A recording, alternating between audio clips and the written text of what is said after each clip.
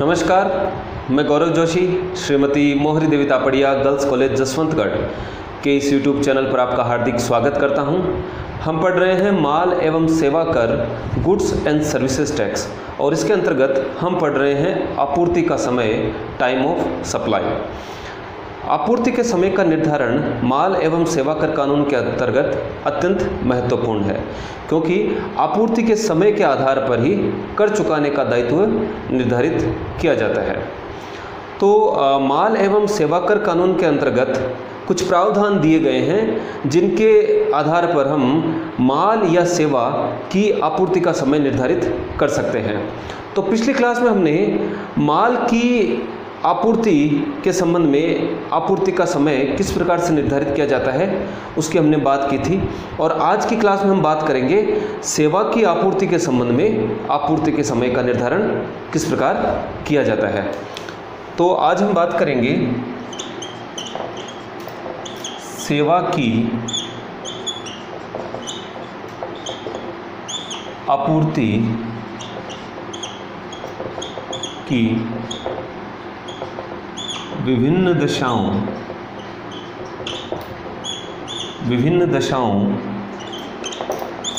में आपूर्ति के समय का निर्धारण। तो जिस प्रकार से हमने पिछली क्लास में बात की थी कि माल की आपूर्ति की विभिन्न दशाएं हो सकती है और उन विभिन्न दशाओं में आपूर्ति के समय का किस प्रकार निर्धारण किया जाता है, उसी प्रकार सेवाओं की आपूर्ति की भी विभिन्न दशाएं हो सकती हैं और प्रत्येक दशा में आपूर्ति का समय किस प्रकार से निर्धारित किया जाता है उसकी बात हम आज की क्लास में करेंगे। तो पहला है सेवा की सामान्य आपूर्ति। सेवा की सामान्य आपूर्ति से हमारा तात्पर्य है कि जब भी आवश्यक हो उसी समय जो सेवा प्राप्त करता है उसके द्वारा सेवाएं प्राप्त कर ली जाती है। यानी कि जो आपूर्ति करता है और प्राप्त करता है उनके बीच में किसी प्रकार का कोई अनुबंध नहीं होता। जब भी आवश्यकता होती है सामान्य रूप से सेवाएं प्राप्त कर ली जाती है। तो जब इस प्रकार से जब सेवाओं की आपूर्ति की जाती है तो ऐसी आपूर्ति सेवा की सामान्य आपूर्ति कहलाती है। तो सेवा की जब सामान्य आपूर्ति की जाती है तो इसके संबंध में माल एवं सेवा कर कानून यानी कि जीएसटी के अंतर्गत इनवॉइस जारी करने की, बीजक जारी करने की समय सीमा दी हुई है।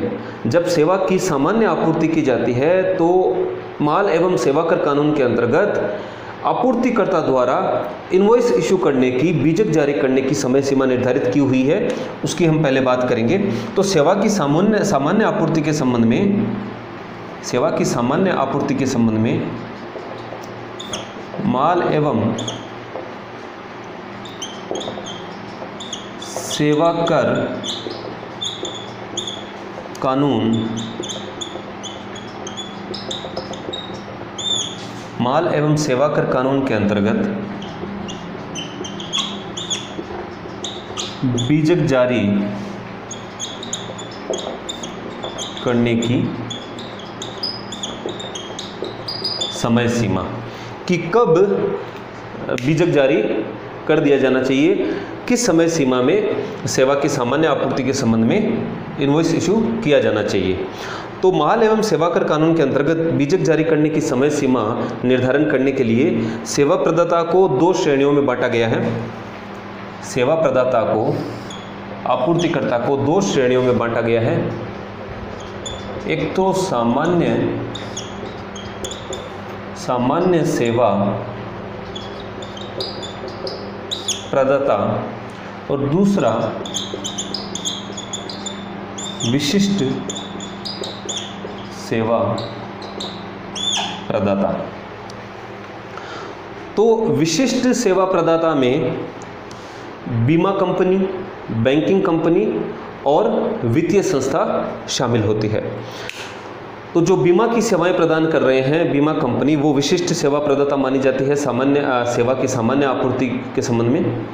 बैंकिंग सेवाएं देने वाली बैंकिंग कंपनी, बैंक विशिष्ट सेवा प्रदाता माने जाते हैं। और वित्तीय संस्था, गैर बैंकिंग वित्तीय कंपनी को शामिल करते हुए, एनबीएफसीज को शामिल करते हुए जो वित्तीय संस्थाएं हैं वो भी विशिष्ट सेवा प्रदाता मानी जाती है। तो अगर सामान्य सेवा प्रदाता है तो सेवा की आपूर्ति के 30 दिन के भीतर, अगर सामान्य सेवा प्रदाता है यानी कि कोई बीमा कंपनी, बैंकिंग कंपनी या वित्तीय संस्था गैर बैंकिंग वित्तीय कंपनी को शामिल करते हुए अगर इस प्रकार के सेवा प्रदाता नहीं है, कोई अन्य सेवा प्रदाता है, तो उनको सेवा की आपूर्ति के 30 दिन के भीतर बीजक जारी कर देना चाहिए। और अगर विशिष्ट सेवा प्रदाता हैं तो उनको विशिष्ट सेवा प्रदाता में बीमा कंपनी,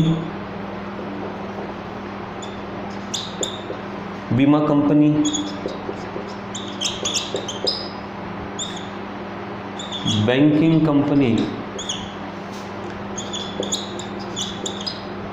और वित्तीय संस्था शामिल होती हैं।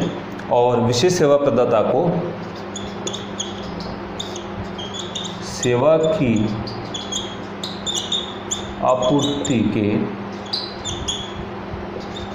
45 दिन के भीतर बीजक जारी कर देना चाहिए। तो जब सेवा की सामान्य आपूर्ति की जाती है तो अगर सामान्य सेवा प्रदाता है तो उसको सेवा की आपूर्ति के 30 दिन के भीतर बीजक जारी कर देना चाहिए, और अगर विशेष सेवा प्रदाता है तो उसको सेवा की आपूर्ति के 45 दिन के भीतर बीजक जारी कर देना चाहिए। तो जब सेवा की सामान्य आपूर्ति की जाती है तो आपूर्ति का समय किस प्रकार से निर्धारित किया जाएगा? तो पहले हम देखेंगे कि यदि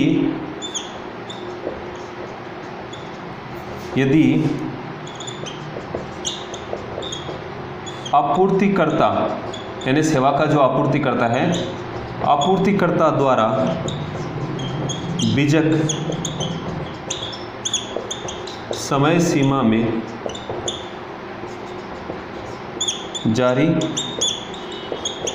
कर दिया गया है, तो सेवा की सामान्य आपूर्ति के संबंध में आपूर्ति का समय निर्धारित करने के लिए हम देखेंगे पहली स्थिति कि यदि आपूर्तिकर्ता द्वारा बीजक समय सीमा में जारी कर दिया गया है, और समय सीमा हमने यहाँ पर डिस्कस कर ली है कि क्या समय सीमा होती है बीजक जारी करने की माल एवं सेवा कर कानून के अंतर्गत। तो यदि आपूर्तिकर्ता द्वारा बीजक समय सीमा में जारी कर दिया गया है तो निम्न में से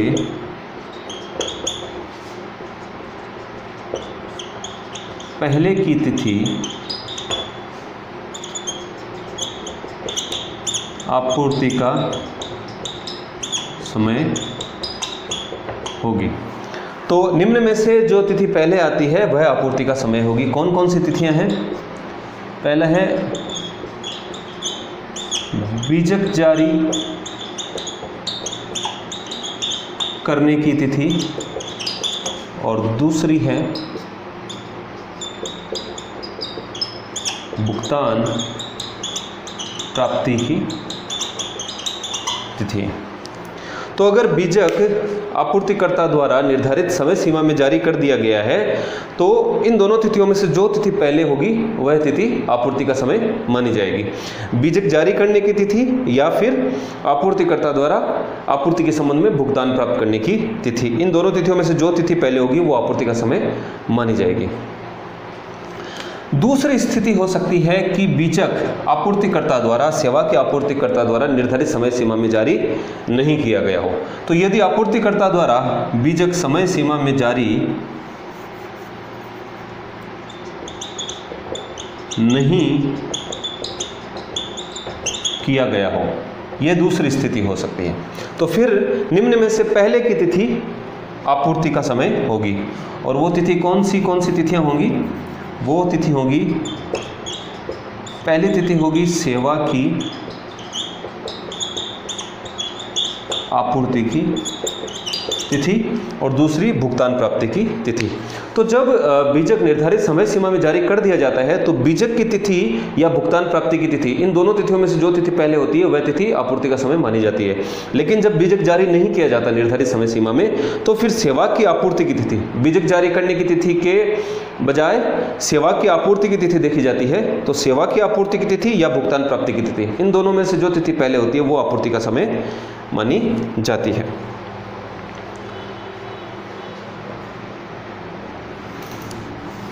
अब दूसरी स्थिति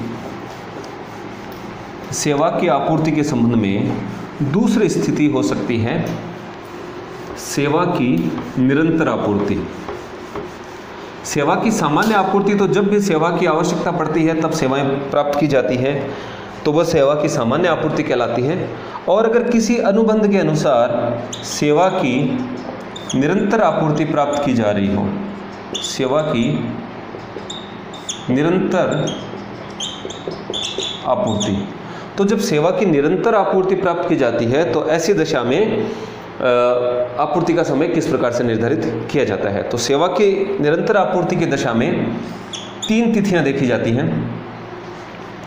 पहला,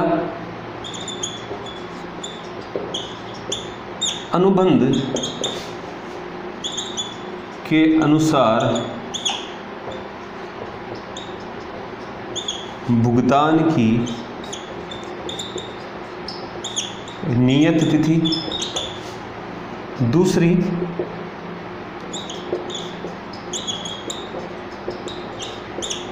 बीजक जारी करने की तिथि। और तीसरी,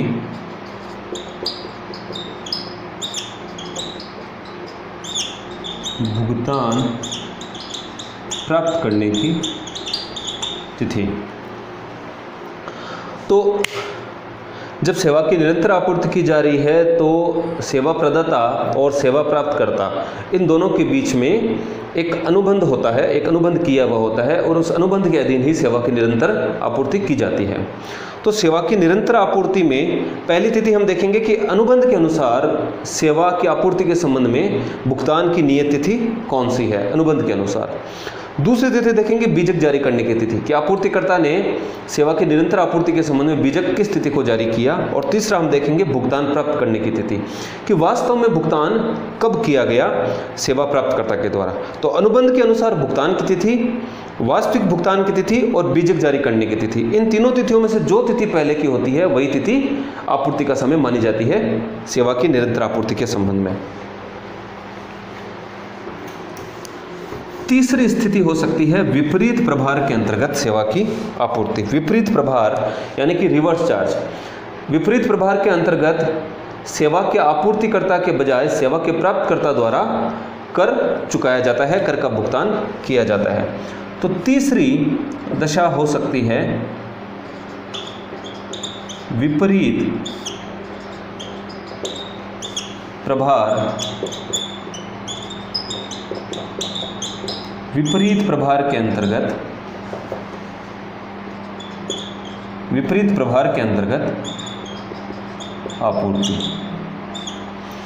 तो विपरीत प्रभार के अंतर्गत आपूर्ति, विपरीत प्रभार का प्रावधान कब लागू होता है, जब या तो आपूर्तिकर्ता द्वारा विपरीत प्रभार के अंतर्गत अधिसूचित सेवाएं प्रदान की गई हो या फिर जो सेवा प्रदाता है, जो आपूर्ति करता है, वो अपंजीकृत हो। तो विपरीत प्रभार के अंतर्गत अगर आपूर्ति की जा रही है तो हम 2 तिथियां देखेंगे। पहली तिथि हम देखेंगे कि प्राप्तकर्ता के द्वारा भुगतान की तिथि।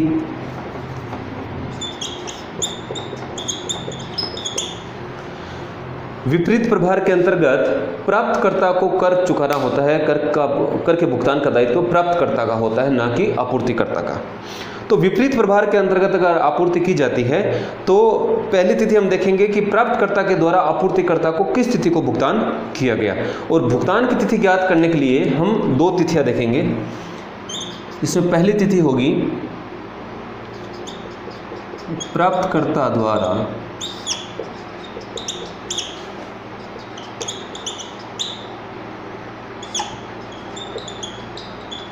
लेखा पुस्तकों में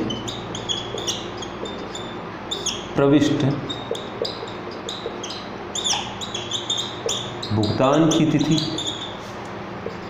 या प्राप्तकर्ता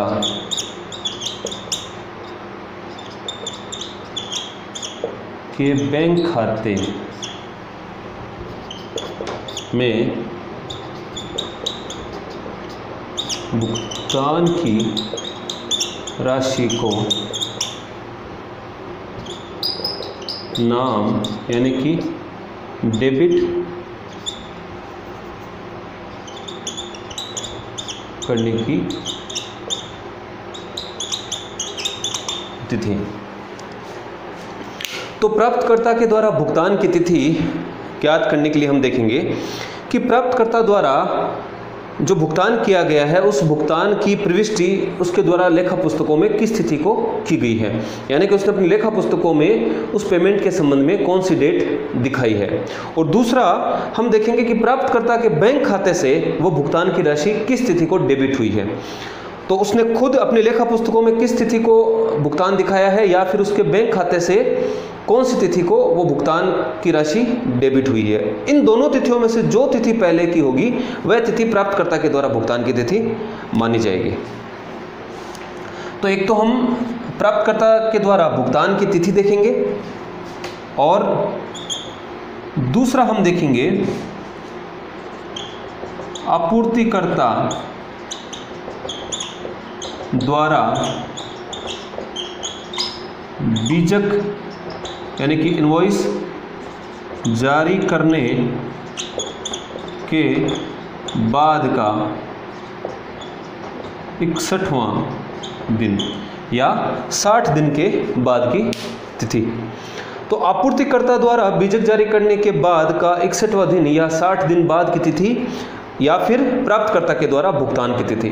तो इन दोनों तिथियों में से जो तिथि पहले की होगी वह विपरीत प्रभार के अंतर्गत आपूर्ति का समय माना जाएगा।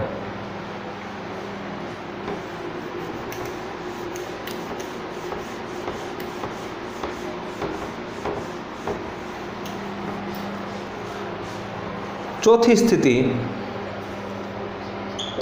स्थिति हो सकती है वाउचर्स के द्वारा आपूर्ति। तो जो सेवा प्रदाता है, सेवा प्रदाता के द्वारा सेवा की आपूर्ति के संबंध में वाउचर्स या कूपन जारी कर दिए जाते हैं और जो वाउचर्स या कूपन धारक है, जिसके पास वाउचर या कूपन है, वो उन वाउचर्स या कूपन को आपूर्तिकर्ता को प्रस्तुत करके उसके बदले सेवाएं प्राप्त कर सकता है। यानी कि प्रतिफल के रूप में वो वाउचर्स या कूपन प्रदान करेगा और फिर सेवाएं प्राप्त कर लेगा। तो वाउचर्स या कूपन के द्वारा जब आपूर्ति की जाती है तो आपूर्ति का समय किस प्रकार से निर्धारित किया जाता है। तो वाउचर्स के द्वारा जब सेवा की आपूर्ति की जाती है, वाउचर्स या कूपन इशू करके वाउचर्स जारी करके या वाउचर्स के द्वारा जब आपूर्ति की जाती है तो पहली तिथि तो हम देखते हैं वाउचर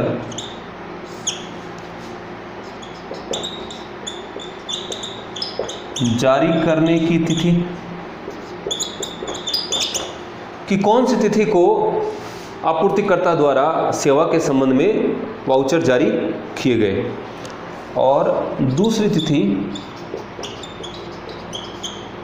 वाउचर्स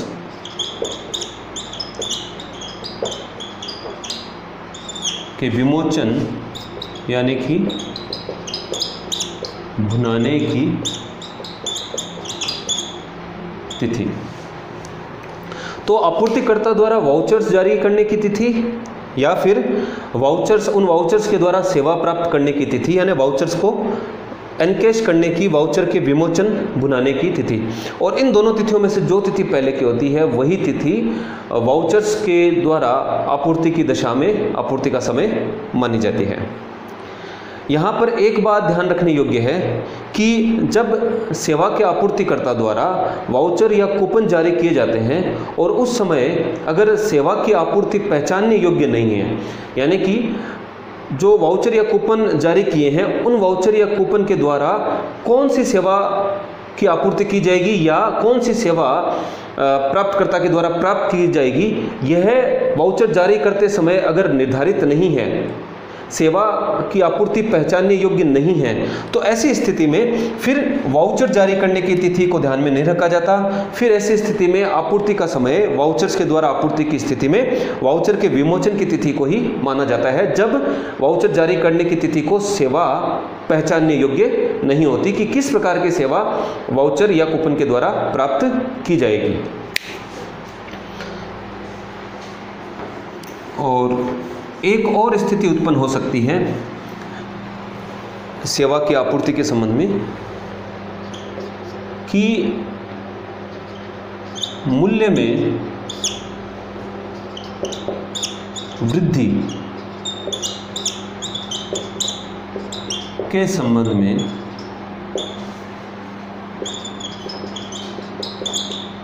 आपूर्ति का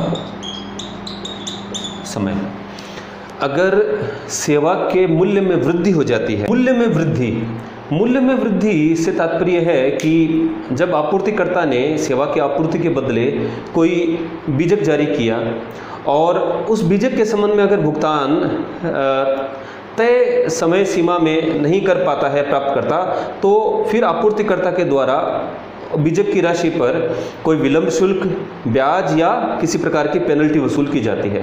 तो जो आपूर्ति का मूल्य है, आपूर्ति के मूल्य पर जो विलंब शुल्क या ब्याज की राशि जो चुकाई जाती है प्राप्तकर्ता के द्वारा, वह सेवा के मूल्य में वृद्धि की राशि कहलाती है। तो मूल्य में वृद्धि के संबंध में आपूर्ति का समय, सेवा के मूल्य में वृद्धि के संबंध में आपूर्ति का समय वह तिथि मानी जाती है जिस तिथि को आपूर्तिकर्ता को बढ़ी हुई राशि प्राप्त होती है। तो जिस तिथि को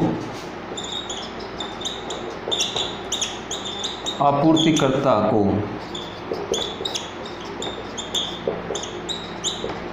बढ़ी हुई राशि प्राप्त होती है, तो जिस तिथि को आपूर्तिकर्ता को बढ़ी हुई राशि यानी कि विलंब शुल्क की राशि, ब्याज की राशि प्राप्त होती है, वही तिथि आपूर्ति का समय मानी जाती है, मूल्य में वृद्धि की दशा में आपूर्ति का समय निर्धारित करते समय। तो आज की क्लास में इतना ही। मैं आशा करता हूं कि आज की क्लास में हमने जो भी पढ़ा आपको अच्छे से समझ में आया होगा। इस वीडियो को लाइक कीजिए, शेयर कीजिए, हमारे YouTube चैनल को सब्सक्राइब कीजिए। धन्यवाद।